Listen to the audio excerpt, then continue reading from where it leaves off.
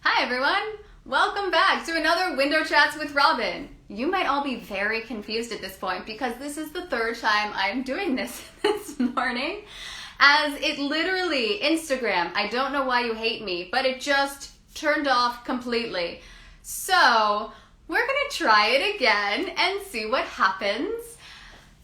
This is definitely live programming for you folks, so you never know what's going to happen. I apologize to my younger brother because he was talking about his documentary and I don't have it saved, so we'll try and touch on a couple points from before and hopefully it works this time. So let's invite him in. Da da da. David, where are you? David is here and send. Okay. Third time's the charm, right? Okay, D.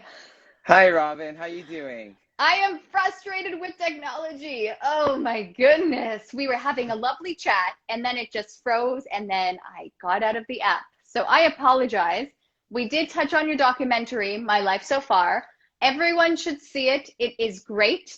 It is edited by you, created by you, and it's on YouTube. Is that? Yes, people can see that. It's on Facebook too, so people can check it out on both places. And everything you want to know about me is there, essentially. And hope it gives you a better perspective on who I am as a human being and how I got to where I was at that time for before I joined Seneca at York. So, D-Man, let's go back to discussing your birthday. So it was your birthday yesterday. You are now 26. How are you feeling? Feeling great. I Feeling know great. that every year I'm getting older and older, but I would say I have a youthful face because everyone keeps Oh, asking me, why are you still in school? And even though I know that I've already finished school, right now it's been 6 years since I graduated from Seneca at York, everyone keeps saying to me, how's school going? And I have to keep telling them, guys, I finished school however many years ago. I'm working now. But you're I a think working man.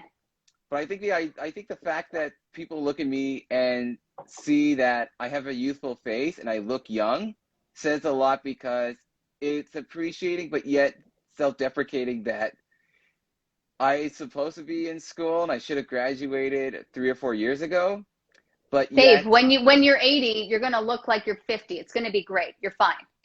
I know, but it's fun. It's fun, but I love it. Every year I know I keep getting older, but I still feel as though I'm very young. But always feel young no matter what age, and You're as young as you it's feel.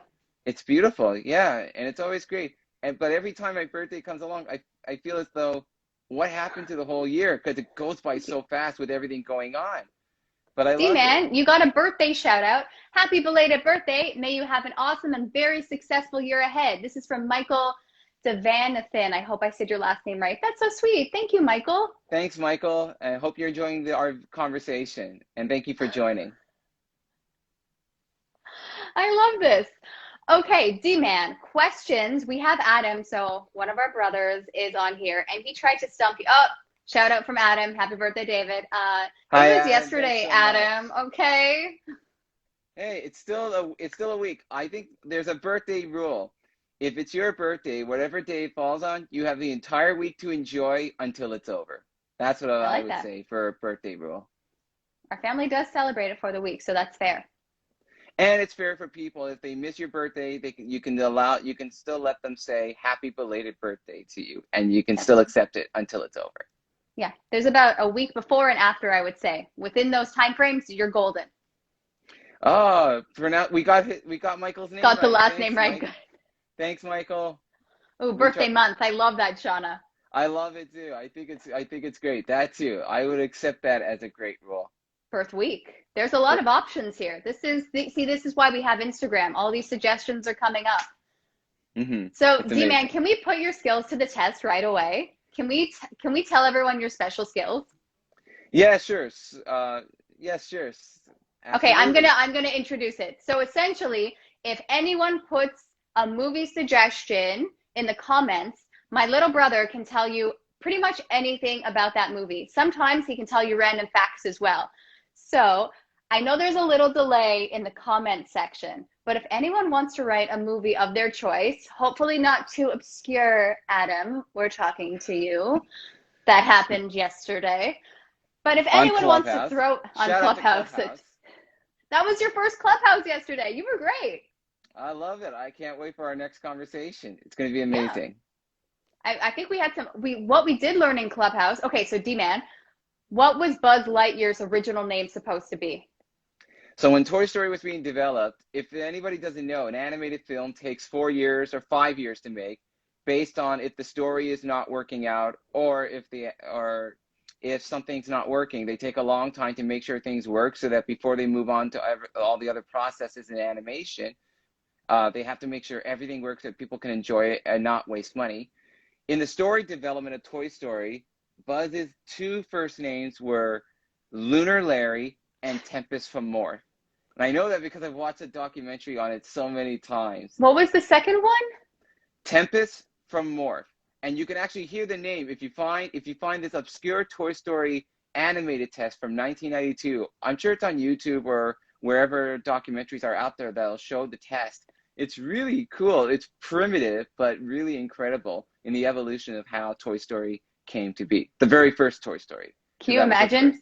Yeah. Lunar Larry to the rescue, to infinity and beyond. Or Tempest from Morph. That's a weird one. I can't even say that. I'm a Tempest from Morph. That's weird. Tempest from Morph. So M-O-R-P-H. Where's Morph? Is like Morph like morphing. a fake? Oh, that's odd. Oh, another one we said yesterday. Who was originally supposed to be the Terminator instead of Arnold Schwarzenegger? Well, it's actually very funny. Oh, fourth film to win the Academy Award. Okay, Mike, I will. Oh, okay. Don't take my question. No. That's I fine. want to answer everybody. Okay, so to answer your question, Robyn, Lance Henriksen, who ended up playing a detective in the movie, was originally supposed to be the Terminator. And James Cameron had painted this beautiful painting of Lance Henriksen with one of his eyes gone and being red, and with him in the leather jacket. And Lance Henriksen actually did show up and makeup to be the Terminator, but it scared a lot of people in the office that Jim Cameron was in. But instead, he went to being a detective, and Arnold Schwarzenegger ended up taking it. But before he did, O.J. Simpson was going to originally was in thoughts to play the Terminator. Now, how scary could you have thought that would have been if none of the stuff he had done in his lifetime? I just thought that was so interesting, right? I never would have considered that. But actually, even after Arnold Schwarzenegger came onto the movie, he was originally Cameron wanted him to be Kyle Reese, but he read the script and said, "I don't know how I'm going to say all of this. I'm not good with English, not so much, but and he's a great character, but I won't spoil it for anybody that hasn't seen the first Terminator. But it is an amazing movie. Watch it." But Schwarzenegger read the script and said, "I think I can do more with the Terminator," and that thought of doing that is the best thing Schwarzenegger thought when he came to Cameron and said, "I'd rather play this character than Kyle Reese," and that changed Cameron's perspective. And because of it, Schwarzenegger has been able to come back so many times as different robots because they all look like him, the T-101 or T-800, and that was an incredible thing that Arnold Schwarzenegger did for his career. Yeah. That changed everything. So to answer Michael's question. Okay, so I'll read Michael's question. So Mike wrote, what was the first sports film to win an Academy Award for Best Picture? Oh, there's so many. I would have to say, if my luck is right, Michael, if you have the evidence, so if I get it wrong, forgive me, but I'm going to say Rocky from 1976 because it was boxing. It could have been earlier, but that's what I remember. And then Chariots of Fire was next in 1981. I haven't seen Mike write anything contrary to that, so we're going to assume it was Rocky. And now we have another question from Adam. Do you know the fun fact about Jeremy Irons in The Lion King? Oh, and Mike said you were right. Good job, Dave. Thanks, Mike. It was Rocky. Well done. No, to answer Adam's question, no, I don't know anything about Jeremy Irons in The Lion King other than the fact that he played Scar in that movie. Amazing, amazing voice. And not a bad singer. He was good with Be Prepared. He was able to sing it in a way that felt singable, but yet not, oh my gosh, this is terrible. Now, if you want to talk about Chiwetel Ejiofor, he was good as Scar in the live-action version. Love you, Chiwetel. But I just felt bad that they couldn't find somebody else to sing Be Prepared. So it felt lackluster, the live-action version of that song. But Jeremy Irons, wow, amazing. That's cool. Okay, for those of you who are joining, we're trying to stump my brother David, so he knows everything about movies. If there's a movie you want to throw out in the chat, feel free to write one. If there's a random comment he might add about those movies, that could be fun as well. Ooh, do you have any fun facts about the Titanic? Seems in poor taste. What's fun about the Titanic? Okay. All right, go ahead. Okay, I think I'll have to go with the big one. Because James Cameron kept spending tons and tons of money and kept shooting for days and days. If I remember correctly, I think it was 178 days it was filming. Oh, hi, Stefano. I'll answer your question after I talk about this fun fact. Love you so much.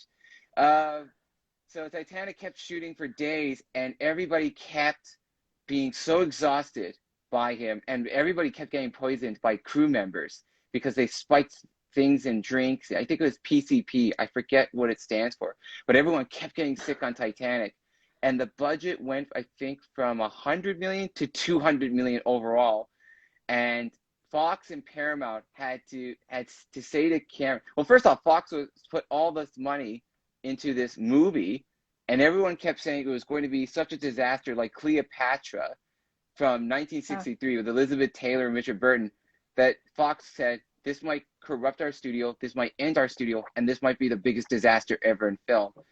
That Cameron had to bring on Paramount Pictures to help support the budget for the movie. And he said right away, this is going to be a 3-hour movie. So they said, if you don't want to do it, don't make it. And so they said, okay. He said, okay, take everything away from me. Take away my points. Take away all my salary. Take away everything, and I'll do the best I can with the movie.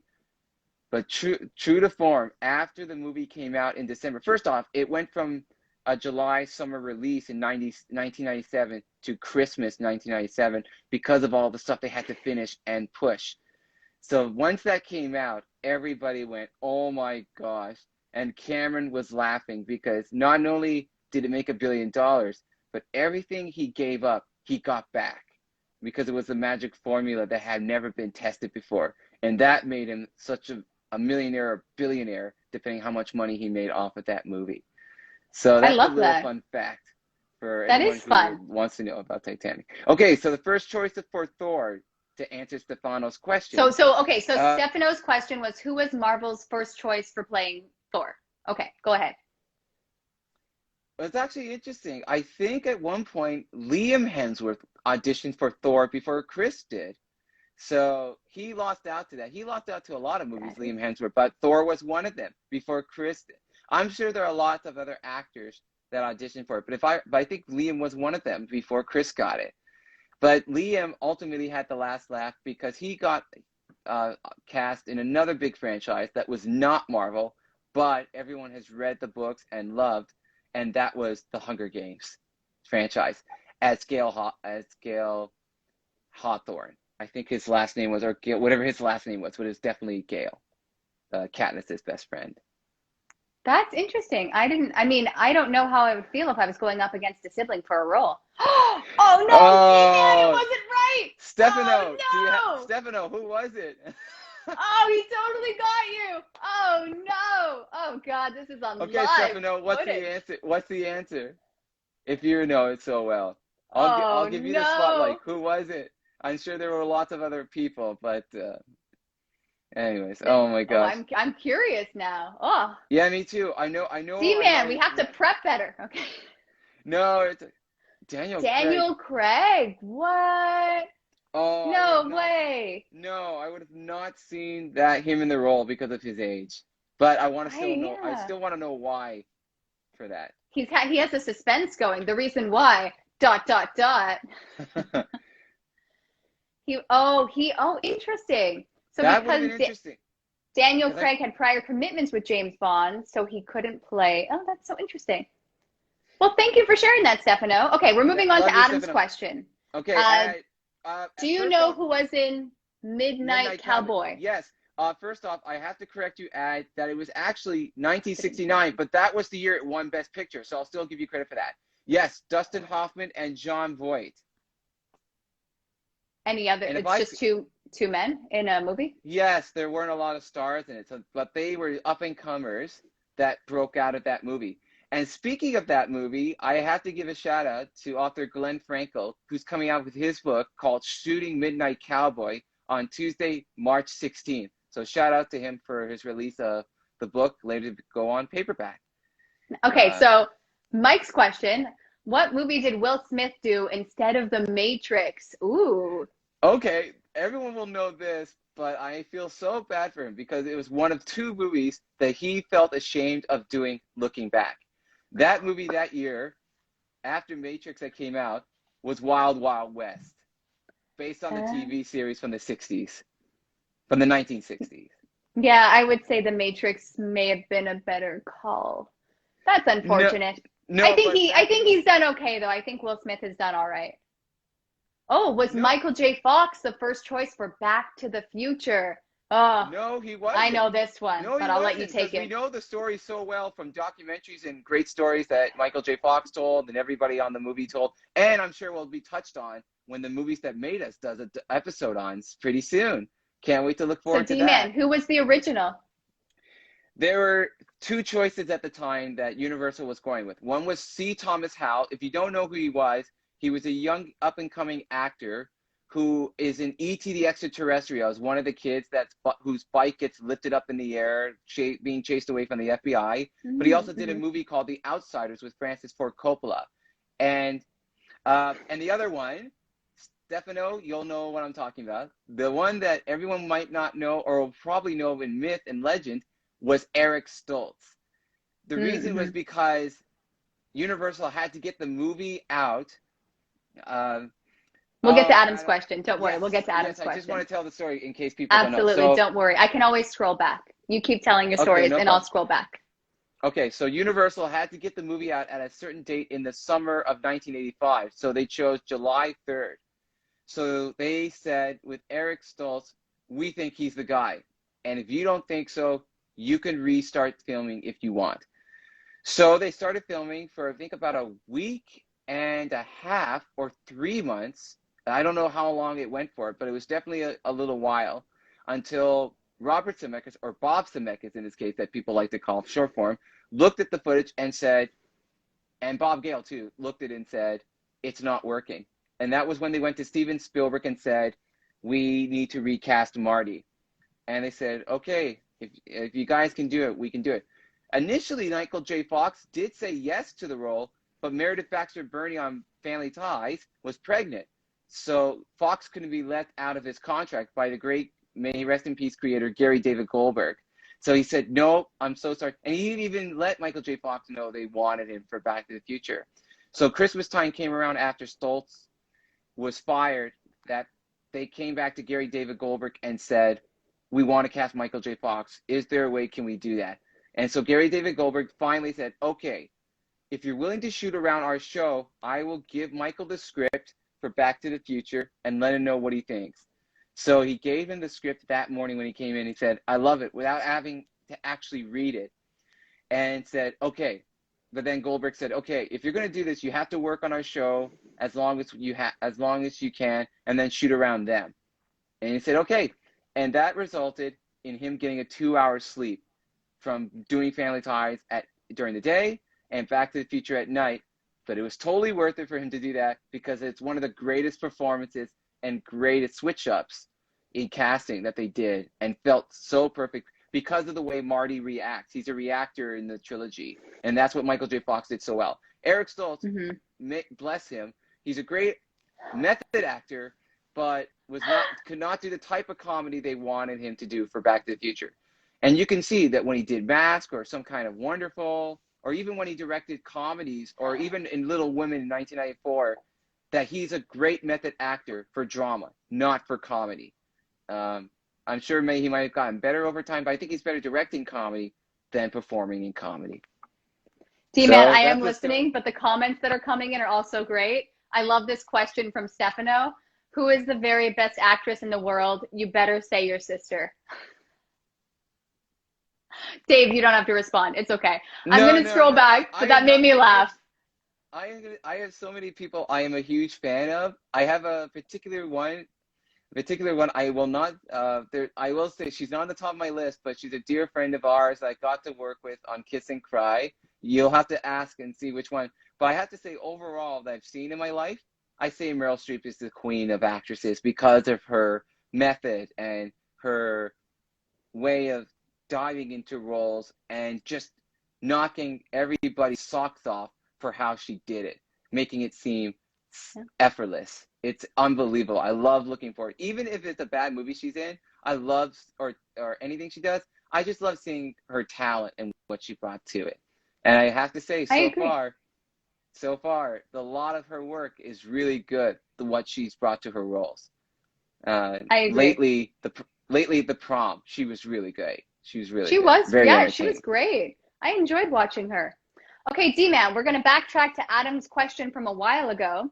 Which two iconic franchises did Jonah Hill turn down roles in? Ooh, it's a good Oh question. my gosh, I'm sure there are lots of them, but oh geez, not the ones he turned down. I'm sure there were lots of them he auditioned for. I'm gonna guess it was for a Marvel movie, and it was Hangover was one of them. I remember hearing that he could not work with Todd What? Phillips at the time. I don't know why, but he did get to work with him later on.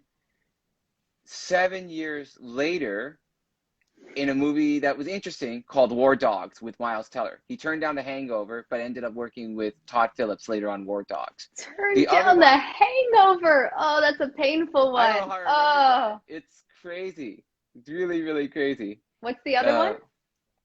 Uh, I'm gonna guess it was a big franchise movie for Marvel or DC Comics.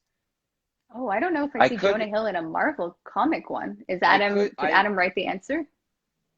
I don't know. We'll see. But I think he's listening Okay, right we'll wait for now. Adam to post the second one, but I don't know, that's Adam. the Adam, hangover. I Ooh. don't know how much Tom Hanks got paid for Forrest Gump. Oh, Transformers. I forgot he turned that down. What? Oh, he was supposed to be the car? Is that? No, he was supposed to be Sandwich Wiki, Shia LaBeouf's role, the main hero. Oh, okay, okay. That would have been interesting, but to him working off against Megan Fox, but I don't know if they worked I think together actually he later probably could on. have done it. That would have been He could have interesting. done it well, but I Yeah. don't know what. But hey, Michael Bay wanted Shia LaBeouf, and he was recommended by DJ Caruso from Disturbia and Steven Spielberg to use him in Transformers before Spielberg used him in Kingdom of the Crystal Skull because he was such a hot star, not in terms of his looks, but just this guy is really good at what he's doing. Hmm. Uh, yeah, and I don't know how much Tom Hanks got paid for Forrest Gump, but I'm sure the movies that made us will talk about that when they have their episode ready of Forrest Gump. Can't wait for that too. They have a That's lot of great good. The movies episodes that made coming up. us. It's a good It's series. good, and I read all the episodes they have coming up that they're going to release. So that and uh, uh, so Forrest Gump and Back to the Future are two of them. I'm sure there are a lot more coming Love soon that. that they have left to talk about, and I can't wait for that to come You out. might not know this, but I do enjoy Back to the Future, as the family points out to me all the time. It's a great movie. No regrets. Yes, I will say that that was one of our, I wouldn't say building blocks, but it's definitely part of our growing up in childhood. You're That we, welcome. That is you're welcome. classic Well, I have to say Robyn how to, I'll culturing say the family. quickly, Culturing?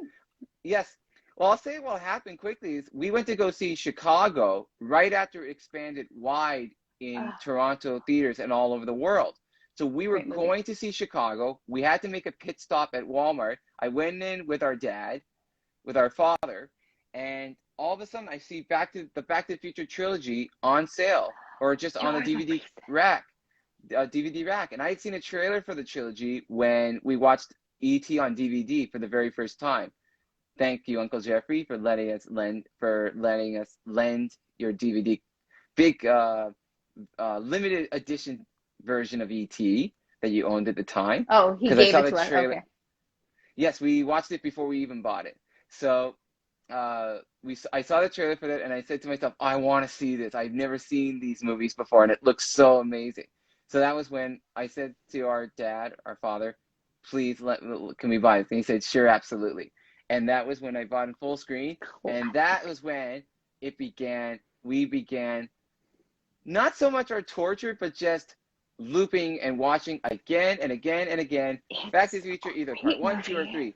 But to this day, now that we've grown out of it and still have appreciation for it, we love the trilogy either way, but we still say the first one's the most best and amazing one. But the trilogy itself is great because of the characters and just for the fun of it.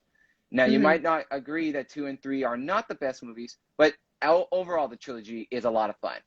And the first one will always be amazing just because of how well done Robert Zemeckis and Bob Gale wrote it and brought it to life.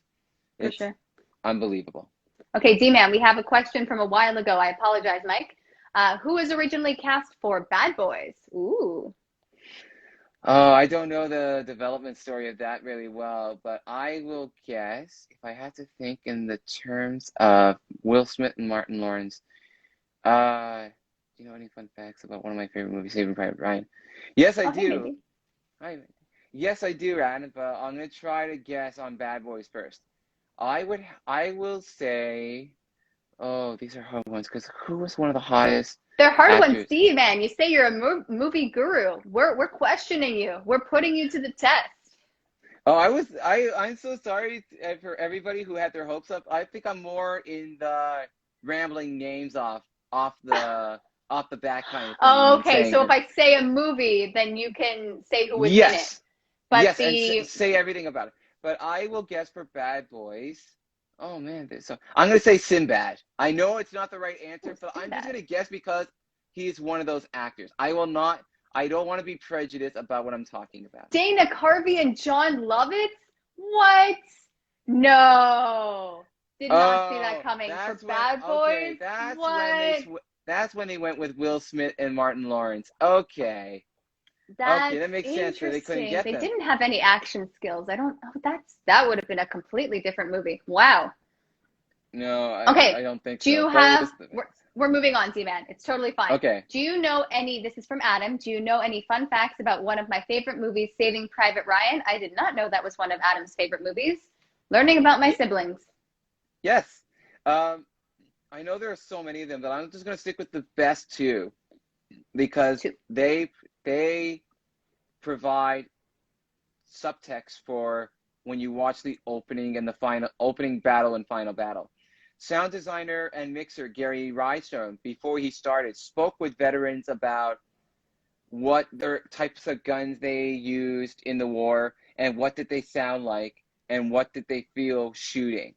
So when he started layering sound on sound effects, he made sure that they sounded authentic and even took a little bit of sound cues from a movie he had done called The River Runs Through It by Robert Redford and featuring a young Joseph Gordon-Levitt and Brad Pitt about fly fishing. So he used some of those sounds to make the whips in the water for the gun bullets that whip in when you hear the ricochet.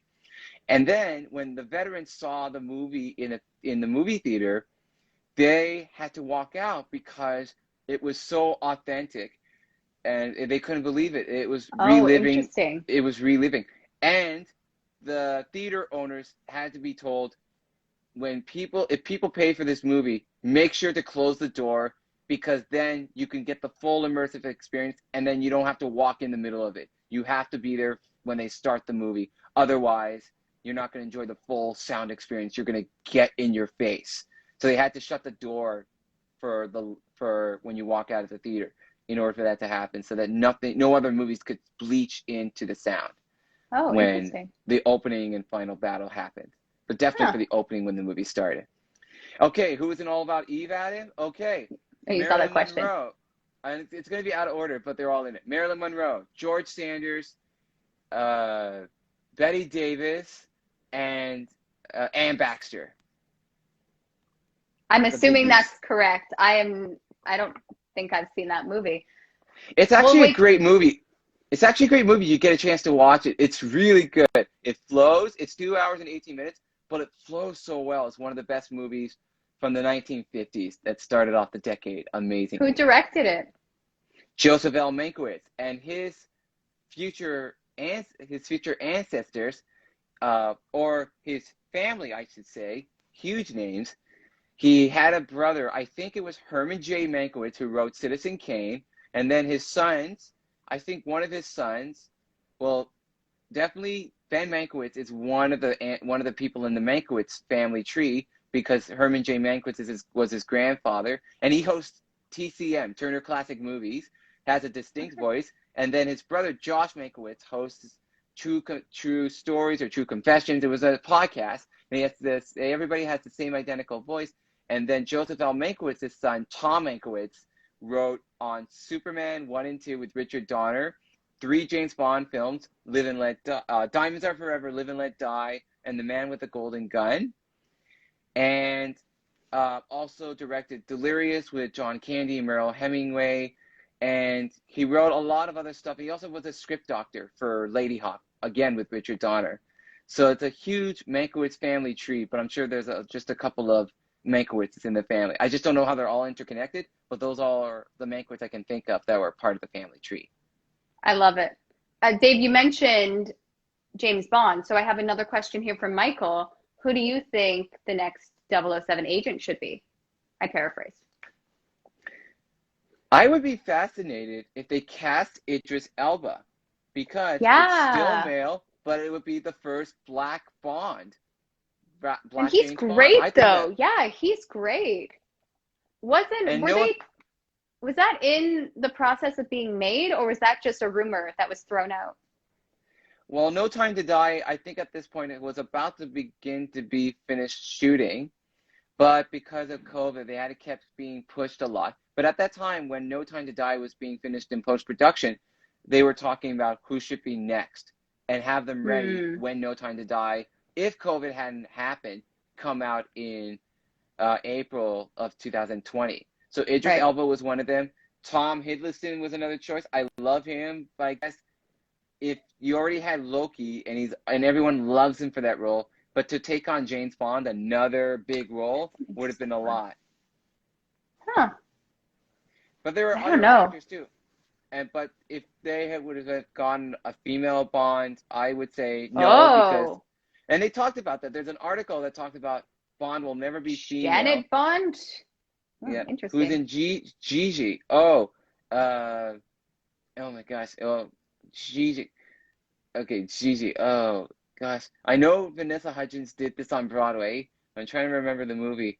I would say Audrey Hepburn, but there's somebody else I'm sure that looked like her. An Audrey Hepburn lookalike, perchance? Oh man, now I don't know. Adam's sending you the hard questions. Okay. You might have stumped me. I know it won Best Picture. I know that. But I don't know a lot of the people that were in it. Who directed it? Do you know who directed it? Yes, George Cukor. I could be wrong, but he did a lot of movies from the 1930s to all the way through the 1950s and 60s, I think. More than I know about this movie. So wait, this is a musical on Broadway, Dave? Yes, it was, because of Vanessa Hudgens. We were going to go see it at the time, but interesting. Due to whatever was happening at the time, we couldn't go see it. But we heard about it at that point. Right. Cool. So you're doing great. You're answering most of the questions. I think you're getting a lot of them right. You can't be too perfect. That's the problem. If you're too good, then it's just where do you go? How do you improve, right? So you have to get a couple wrong. Yes, absolutely. And I think it all just comes from my love of movies and media in general. I might not be able to get everything perfect, but over time, when I get to know more and more, it sticks with me and I'll never forget it. There may be some times where I might stumble, but that doesn't mean I know it. That doesn't mean, I mean, David, you're human, right? You can only know so much, so that's fine.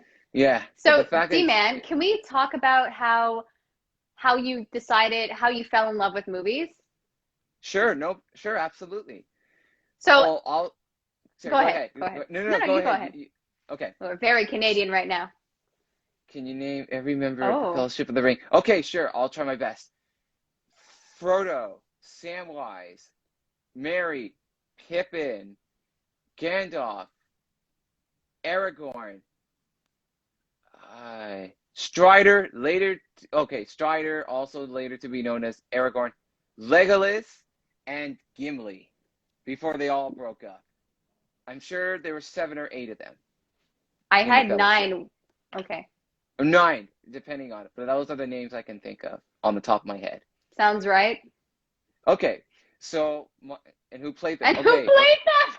no problem, no problem. So, okay, Frodo, Elijah Wood, Samwise, Sean Astin, Mary, uh, Dominic Mary. Monaghan, Mary, Merry, Dominic Monaghan, Pippin, Billy Boyd, uh, Strider Aragorn, Viggo Mortensen, Legolas, Orlando Bloom, Gimli, John Rhys Davies, Oh, and you were saying the. and and Gandalf, Ian McKellen. I Also, counted very wrong. Okay. Also, Ian also McKellen. Mm-hmm. Magneto in the X-Men Right. franchise.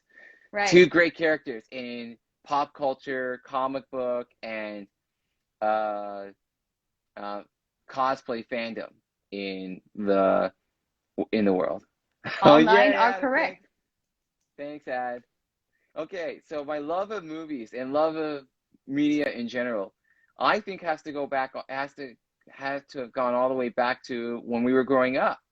Because when I was socially inept and I really didn't interact with you guys a lot until I started talking when I was 5 years old. But one of the things that really helped a lot in my development was watching lots and lots of videos either on my own or with everybody in our family. And I'm referring to our days of watching all the greats. So I'll have to mention all of them because they really were development of my life. So the Disney movies, whatever we watched at the time, shout out to Beauty and the Beast, Aladdin, Lion King, Hercules, Mulan and Tarzan, and of course Toy Story 1 and 2, and A Bug's Oh, Life. D-Man, are we going through all the movies you watched as a child? We'll be here for a while. These are just specific to my development on VHS before we started owning DVDs. And then of course the videos, the shout outs to that we grew up with that made us want to sing. Disney sing-along songs because they took songs from the Disney movies. But most importantly, shout-outs to Sesame Street, Barney, Thomas and the Tank Engine and Friends, We Sing, kids songs. I'm sure I'm going to be missing I think a lot you need of Little Rascals in there. Little Rascals for key. sure was a big one. Classic. Timmy the Tooth. We only because of that one video, Operation Secret Birthday Surprise. And of course Pokemon. Pokemon was huge in our family. Yeah. Gotta catch them all. So I think those videos helped me come out of my shell per se and spend time watching them with you guys or just watching it again and again. And to this day, I still love going back and watching them, and they're guilty pleasures because I've grown out of them, but yet I still want to have them in my heart because they were the fundamental building blocks and basics for my growing up with you guys. So between I remember way too many songs from those. And yeah, definitely for sure. But the great thing was that it gave me a love for media and of course going to the movies and the very first movie watching on DVD of all time. That will probably be the last movie in my life that I'll watch when the imminent day comes. The first movie on DVD and the last one that I'll end up watching, The Wizard of Oz. Classic. It's great movie, great first movie to watch on DVD. See, I thought the first one was True Lies, and then we had Wizard of Oz. Or was True Lies the second one? I really thought True Lies was our first DVD, and then we watched Wizard of Oz. Okay. Yes, but somehow no, you might have been right, but I'm gonna just go with this one because you were still right at this point. The Wizard of Oz was the first one, and then True Lies, and then the Ten Commandments, and then classic. The World Is Not Enough, and then Jurassic Park, the first Jurassic Park, and then from there our DVD collection started building, year after year after year, until we changed our format at the house to fit all the coming movies we were gonna buy into drawers. And we have thousands, to this day, thousands. D-Man, let's not brag on Instagram, okay? We have a lot of DVDs. There's a lot. I know. But the reason is that I love the feeling of taking a DVD out of its case, putting it in the DVD player, well, now in this case, MacBook Pro, and because now we own a DVD player that was part of the MacBook Pro now before Apple got rid of the disk drive. Yeah. And just because now people can find other ways to watch movies, but I still love the ability of taking it out and slipping it in and watching a DVD and just enjoying. Well, now there are no longer bonus features because everything's been shifted to I love Blu-ray, the bonus features. I love Blu-ray the and commentary. I don't. I miss that. audio commentaries. I love that. Pixar's Hmm. audio commentaries are awesome. They're amazing. I love listening to them. But yeah, everything's been shifting to Blu-ray and iTunes extras.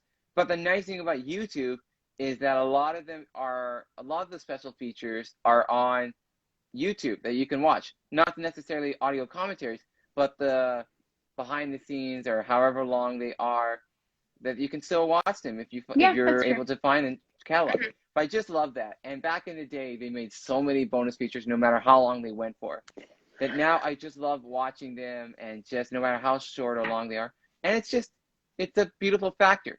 Now, when the day comes when DVDs are stopped being made, I will then switch over to Blu-ray. I love Blu-ray. Don't get me wrong. It's great if you want to watch downstairs in the basement or just to get the sound system.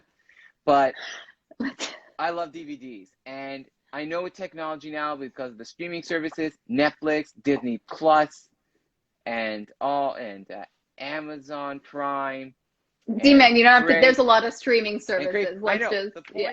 the point is everything's been put on there. But if we can't find a movie to watch that we want to enjoy, that's when the DVD comes in handy. And I must say, the last little few months, we've been lucky and had DVDs in handy, ready to go if we wanted to watch them. There you If go. we couldn't find them on streaming, and that's a Yeah, really it's true. They're not beautiful all on thing. streaming. Yeah. Yeah, but I just loved it. So that helped a lot in my development as a kid and an eventual adult, and then just starting to know the names of the credits and start listening to trailers and eventually learning all the trailers, not necessarily every single one, but just getting all the trailers narrations, because I love that. And I would have, if that was still around today, I would have loved to have been a trailer narrator Yeah, I uh, can see you doing for it. that. For what, but they're not doing a lot of it. It's now TV commercials and a lot of documentary narration, which happily I'm so happy they're still doing it, because narration is beautiful, it's incredible, and it's really a lot of fun. And I can just sit back and listen to a narrator and think, okay, they're providing the story. Even without a narrator, it's still fun. But the That's true. fact that I later on created documents based on every single thing. What movies do You we own? did.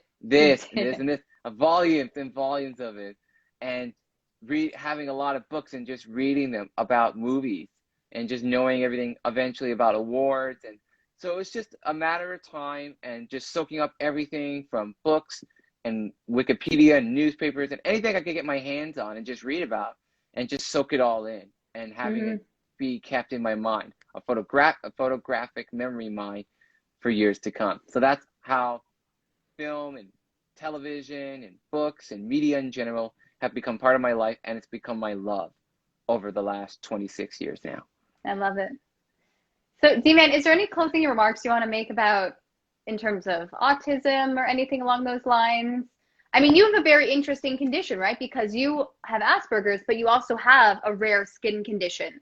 So when people used to look at you when you were younger, right, they always said to you, "What's wrong with you?" As opposed to other people that have Asperger's, you can't really tell that anything is different with them. You know, do you remember growing up, you would say, "Oh no, I just got a bad sunburn," or "I was That's out why in I'm the laughing cold for right now. too long." Yeah, I That's remember why those stories. You were hilarious. that's why You I'm still are laughing right very now, funny. because that's why I'm laughing right now, because back then, I wouldn't say I was ashamed about my birthmark. I think it was just, if I just made up stories about it, I think people would find me cool, but yet think, okay, that's not the answer, but okay, he says. But then after a while, as people got to know me and didn't look at my birthmark and just saw me for I was, I just said to myself, okay, I can be honest with it, with the skin condition and birthmark I have, and no matter what, people will take a liking for me no matter what. They care more about my personality and who I am as a person than what I look like. And that's what I love about it now. So that's definitely coming in hand. That's definitely changed a lot from the years being a kid to an adult. You're I the didn't even only know. person in our family, I think, that looks in the mirror every day and is just, yeah, I'm super attractive. What do you want? You have this amazing confidence that I envy. And I actually even didn't know what Cutis Marmorata was until 2013. Um, And I'll say that because a doctor pointed out to me that that was the name of the condition. I never even knew, I didn't even know that was the name of the condition I had It's a for mouthful, it. yeah. Yeah. Cutis But, and marmorata or something along those lines. yes, it's Yeah. the exact thing that the doctor, a certain doctor told me back now 8 years ago. So I knew that. And um Asperger's syndrome, when I was born with that, I'm sure when all of you were like, why is David like that? The beautiful thing I will say is that none of you in the family or no one in my life growing up, well, there were certain kids, but starting with our family said, nobody in our family said, why isn't David with us? What's going on? They said, oh, David, that's who David is. But later on, as we grew up, you never said, we're going to treat David differently. You said, David's one of us. No matter what he has, he'll be just like us. And that's how I look at life now. I don't think, I know that autism and Asperger's syndrome are a part of my story growing up. When people ask me about my life or when they see my life so far, but I always think to myself, that's just part of my story growing up. I don't think of it like that. I think to myself, I am just like everybody in the world who's like everybody with with problems, but it's like everybody else, blending into the world, acting normal, but being like everyone else who has some things to work on.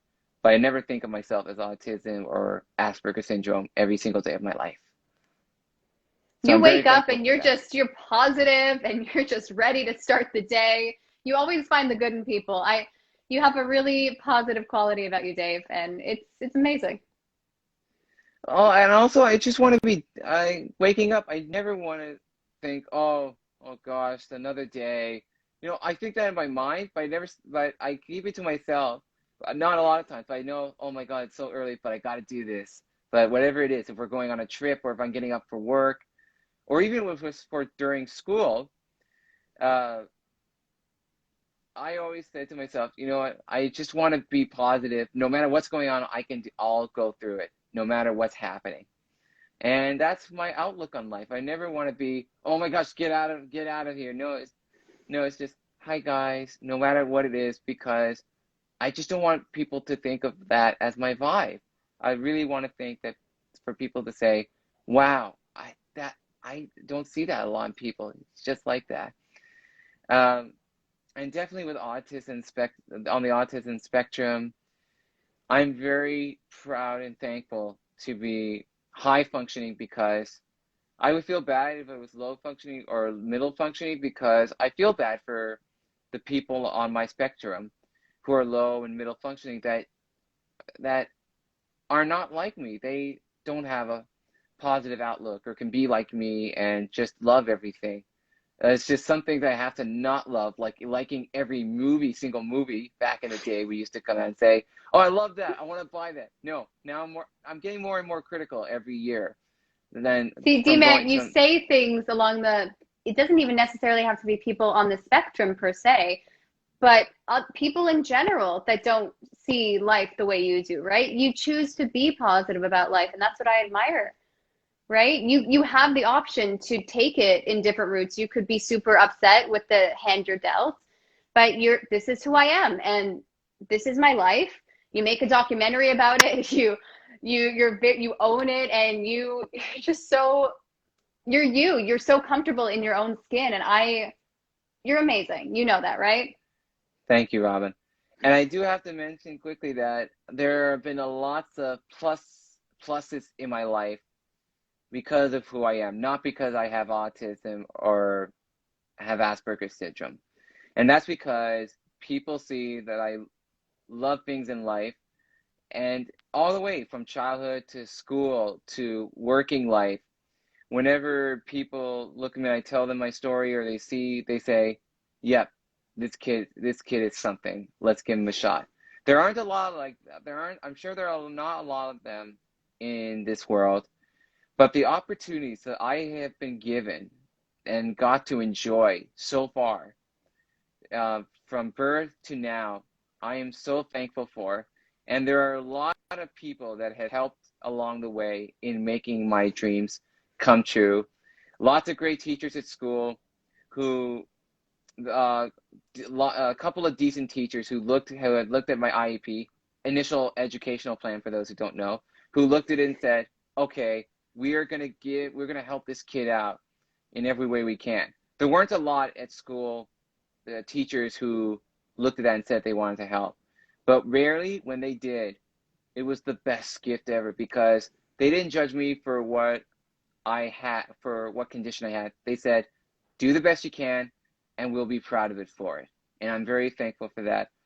Blair at Seneca, he looked at me for who I was capable of, not by what I had. Sean, our dear friend Sean Cisterna, always, whenever there's an opportunity in working, well, not now because of the pandemic, but any opportunity that's in Canada, he always will say, David, what's your opinion on this? Or David, be a part of this. Definitely Kiss and Cry was one of them, because of him and our cousin Jay and Uncle Jeffrey, because I wanted to be a part of Kiss and Cry, because it was so special. And to be there from beginning of filming all the way through post-production to our premieres, I'll always remember it for the rest of my life because of how special it was. And being part of Degrassi and all these wonderful and beautiful, incredible experiences so far I got to enjoy. And I know there will be more, but it's going to be amazing moving forward. And looking back on them, I'm so proud to have been a part of, because everybody opened up and said, let's give this kid a shot and let's let him be a part of this. And the downsides of them, I'm happy to say there haven't been a lot of them. But just in terms of autism in general, I'm very sad that people now, with the sad, unfortunate event of that Alex Menencia, that he now he's now guilty, I'm very sad that I hope it does not affect autism, because before the incident, nobody knew what autism was in the 80s. All they knew was Rain Man, and in the 90s, and it built the reputation up a lot during the 90s. And then the time I was in Thornhill Public School and Thornley Secondary School, a lot of times there, shout out to both schools. They were amazing, great times there. A lot of teachers at the time developing looked at us autism kids and said, we want to help you. How can we do that? So that built a great reputation all the way up until Alex Menencia did what he did in 2018. And now I'm scared that we're not going to be looked at the same anymore. We're going to be looked at differently because of the incident. And when people look at us, they're going to probably say, autism? Oh my gosh, oh my gosh, no, don't hurt us. And I don't want that. Because like in Zootopia, animals were given a label because that was just their nature. They weren't able to say, no, I'm not that kind of thing. Like Nick Wilde. See, man, I totally get what you're saying. But I think with anything, though, right? Just because one person does something, it's hard to label an entire group that way. You hope no one does, but I do understand your fear, right? So let's hope that doesn't happen. And you gotta keep your David positivity, because everyone is so unique and everyone's autism is expressed differently, right? So let's just hope that's not the case, right? Absolutely. And I would just want, my wish in life would be that this case would not affect autism, and people would still be able to say, you're autistic? Okay, what can you do? Or if they look at me and say, they don't think of autism, they think of, and look at me and say, okay, you're worth something. Let's give you a shot. I would still love that moving forward. If it's not the other way around, I understand, but I would just love that, because then we'd all be looked at in a great way, and people say, let's give this person a shot. I would love that moving forward. What's amazing, though, is you truly believe that you deserve a shot, right? And you have this amazing sense of self-worth because you know how capable you are, right? Even if people say you can't do that, you say, watch me, right? I'm going to do it. I'm going to try. I'm going to reach. Some of my actor friends reach out. Oh, my brother sent me his documentary, or, oh yeah, I have to look into the script that David sent me. You network with people, you get your name out there, you're trying so hard. So I I got to give you kudos and a lot of credit for that, because you're not just sitting at home, right? You're trying and you keep creating, and even, right, you tried to do that David's Takes, those movie reviews. So you're trying to put content out now, and you're just trying to get known. So you keep doing what you're doing, right? Absolutely. And I'm very, very thankful and proud of that, because I know moving forward, when this is all over, I can't wait to go back to work and be with everybody I love, and can't wait to be with all of you again in person. And moving forward, I know there's going to be lots of great opportunities coming, no matter how long it takes or whatever way I have to do that's possible to make it come true. I know it'll come. It's just a matter of time and finding the For way sure. to do it. Absolutely. And I'm very thankful. I have a great family, great friends, and everyone in the world of film, no matter how good or bad media or film, the film business is, there's always silver linings, no matter how you look at it. Love it. Can we Love end it on that too. note? That was a nice positive note. I Sure, really no like problem. that. Okay. No Well, thank you problem. so much for joining me, David, and enjoy the birthday month, week, Thanks so year, much, Robyn. however you want. Okay. All right. So I'm gonna end this, and then I'll share it with everyone. Okay. No problem. Thanks for having me on Window Chat, and I can't wait for everyone to enjoy our conversation, no matter how long we went for or whatever problems we had. It was so much fun. Yes. It was It so was much fun though. fun. It was great. It was a You did lot of great. fun. We got great comments, and people joined us, and hope everyone on YouTube and Apple Podcasts enjoy the conversation. And it will sound I hope great. so It'll too. look great. It'll sound great. It'll look great. You're great at what you do, Robyn. You've got your magic. Now it's time for it to be put to use. And keep up the good work on Window Chat. I cannot wait for who you have next. It is a lot of fun. Thank you. Thank you very much. I appreciate it. All right. Me too. We're gonna sign out. Love you, Deverett, people. Love you, signing everybody. out. Thanks for watching. Take care. Bye.